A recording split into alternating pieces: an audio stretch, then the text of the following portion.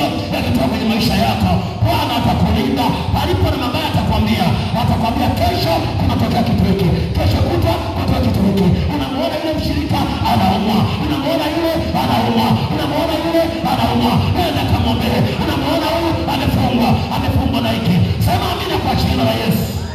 Yeye ndiye coordinator, anayetucoordinate sisi, anayetuongoza, anayejua mambo yote yaliyopo na yatakayo kuwepo. Kwa hiyo kushaka naye vizuri, akastay ndani yako, akatulia vizuri, akafanya kazi yake. Hata ukienda kwa wagonjwa atakwambia huyu korogeto uji atapokea uponyaji, huyu mwambie tu hii anapokea uponyaji, kwa sababu yeye ndiye mponyaji. Yesu anasema atakapokuja huyo Roho atawapeleka kwenye kweli yote, atawaongoza kwenye kweli yote. Atanena ya kwake, yale asikiayo kwangu atanena kwenu, yale yajayo atawapasheni habari zake. Na mishoni ya leo na kutangazia mama na kutangazia baba, Roho Mtakatifu awe ndani yako, akupashe yajayo, akupashe yaliyopo, maana umeahidiwa na Yesu aliye hai. Utapokea nguvu akija juu yako Roho Mtakatifu. Bwana sifiwe sana.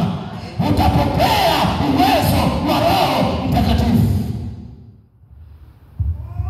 Roho Mtakatifu ukimpokea, ni rasa. Bwana sifiwe sana.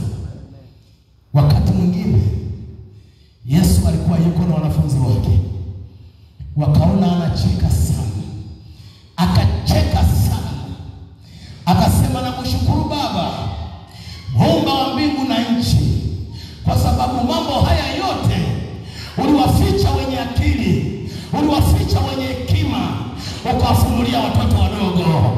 Ukiwa ndani ya Yesu unafunuliwa mambo yote, unajulishwa mambo yote, utaonyeshwa mambo yasiyoonekana. Unarudi kwa mtoto mdogo, unakuwa kama mtoto mchanga. Hautaonewa tena, kwa sababu jicho lako la rohoni linakuwa wazi masaa 24. Hapana uganga, hapana uchawi utakaoinuka juu yako. Sema amina kwa damu ya mwana-kondoo. Roho Mtakatifu anatunzwa kama mtoto. Haleluya. Huyu Roho Mtakatifu anatunzwa kama mtoto mchanga. Ukimtunza ndani yako, ukamheshimu na kumtii, na yeye anakuheshimu. Hapo nakwambia kama ni ndoa yako utaona inastawi. Bwana sifiwe sana. Siku moja mama mmoja anamwambia mke wangu kwamba hivi jamani, nyie mbona mnacheka kila siku? Sisi tunarushana ngumi kila siku. Nyie ni kitu gani kinachofanya nyie mnacheka kila siku?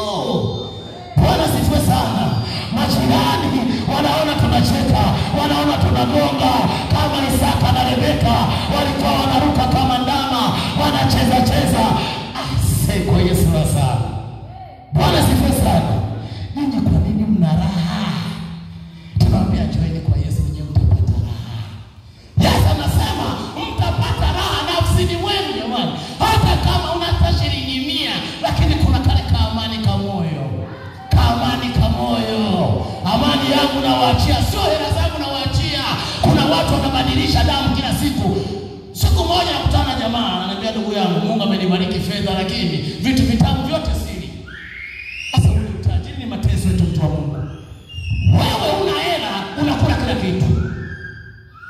Kakija kaembe unakula, kakija kandizi unakula, kakija ka samaki unakula. Mwingine anakwambia wewe kila samaki siji inatoka mapele. Wewe ndani ya Yesu utoki mapele. Bwana sifiwe sana. Aliye ndani ya Yesu hana allergy ajabu ajabu. Tunaye Bwana muondoa allergy, tunaye Bwana muondoa sumu zote. Atafagia sumu zote, tutakuwa wazima, tena wazima tele. Zaburi ya 91:10 anasema mabaya hayatakupata wewe. Kwa nini akupata kwa ndani ya Yesu? Bwana sifiwe sana. Ijumaa nitoa shuhuda hapa kama jamani, ile ajali ambayo ilitokea pale nyumbani, kwa sababu kawaida nipo neno lazima